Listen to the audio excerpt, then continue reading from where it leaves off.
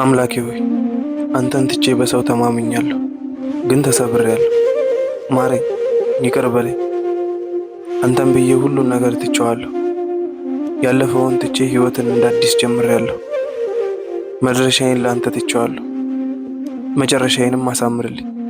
አምላኬ ሆይ አንተን ሳልይዝ ያለፈ ሕይወቴን ስባዝን ኖሬያለሁ።